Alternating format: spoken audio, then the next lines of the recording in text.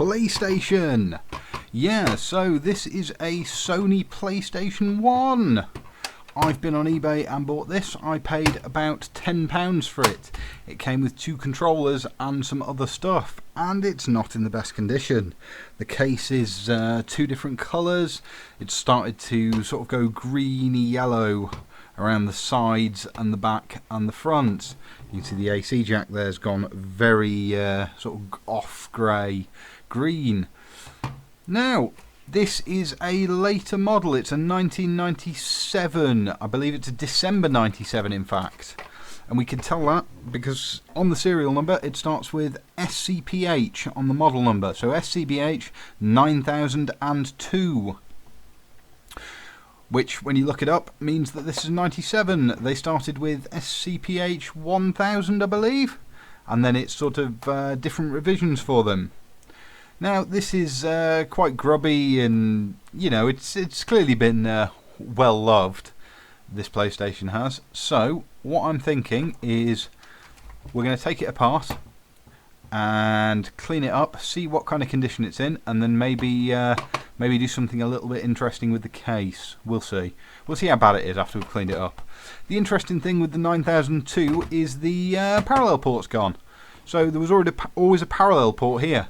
Depending on how early this 9002 is, if it's one of the very first revisions, there might be a parallel port here, hidden under the case, or it might be the slightly newer revision motherboard, which would be okay.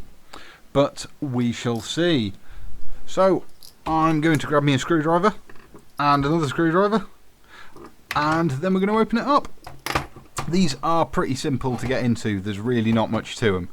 You got 1, 2, 3, 4, 5, 6 screws on the bottom, and then the case should just come apart, much like things like PS2s, Dreamcasts, not GameCubes, Mega Drives, SNESes. You know, these are sort of designed to come apart and be serviceable.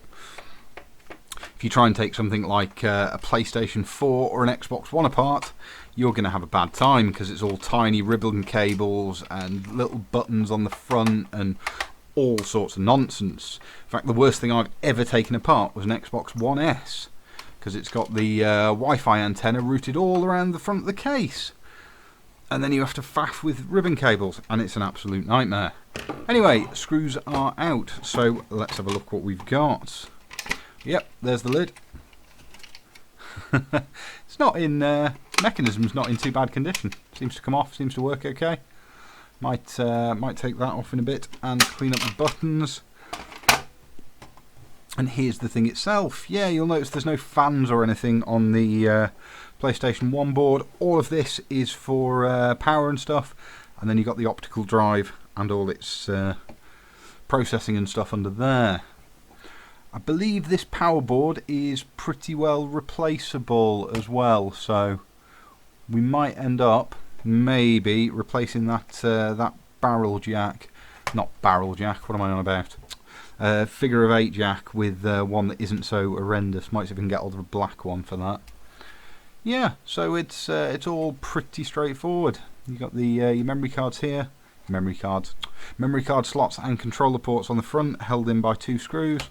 Optical drive goes round.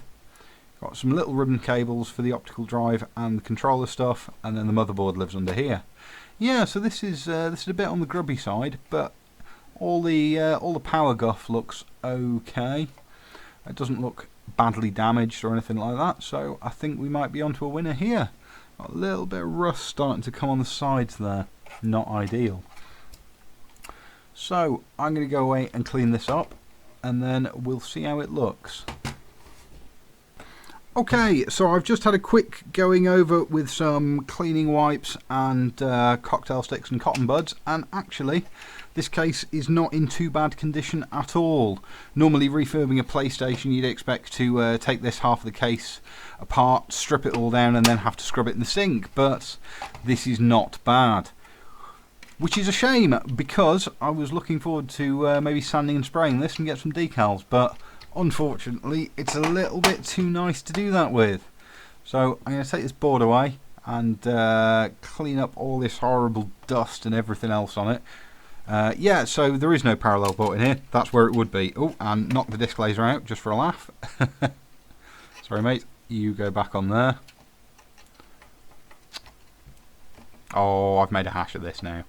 Yeah, so these mounting points are for the optical drive, and it just sort of sits on there. Oh, that's better. Let's not break this before we've even had a chance to test it. Yeah, all looks pretty good. Okay, I'll clean this up, get it back together, and we'll give it a test. Okay, I've just taken the disc laser off. See on the underside of it, that's all pretty nice and clean. It's a little bit dusty, but it's not too bad. All that's held on with is this ribbon cable and one of these little 4-wire plugs. Unplug this ribbon cable from there, unplug this one for the power supply, and then we'll get this board off. This is mostly just sort of a mounting plate cum heat spreader. It's not too serious. Sorry, I'm struggling to see where the screws are at this angle. I think the camera is struggling to focus a little bit. Come on, there we go. Nice. Let's put those screws to one side. Where's the other one? There at the back. Yeah, it's not too difficult to deconstruct and reconstruct an PS1. Right, where's the other one? Ah, the other one's there, hiding under that that bloody cable. Where are you, mate? Come on. I literally can't get the screwdriver into the screw. There we go. Wow, that is what we call good and blurry. I don't know what it's focusing on there, but it is not what I want it to be. Right, there we go. So here's your little main board. It's not terribly exciting. It's just a load of little nice little capacitors, a big chip that says Sony on it, and a lot of dust on the board over on the right hand side. I assume this is part of why the serial port got removed to begin with, because it wasn't really used for anything and it just filled the console with dust. Yeah, not too tricky, that one. So get this cleaned up with the vacuum and some cleaning wipes and pop it back together. So there we go, it's all back together, it's nice and clean now. As you can see, the disk drive isn't really held in by anything, it just sort of sits against the case and rests on those little metal posts. I suppose we better go and play some games then, which is a shame. I was hoping this was going to be worse than it actually is, because I wanted to maybe mod the case up a bit. But when it's in this good condition, I can't really do that to it. What a shame, eh? Okay, I'm going to go and play some games, and we'll see if this thing works. Thanks guys, bye bye.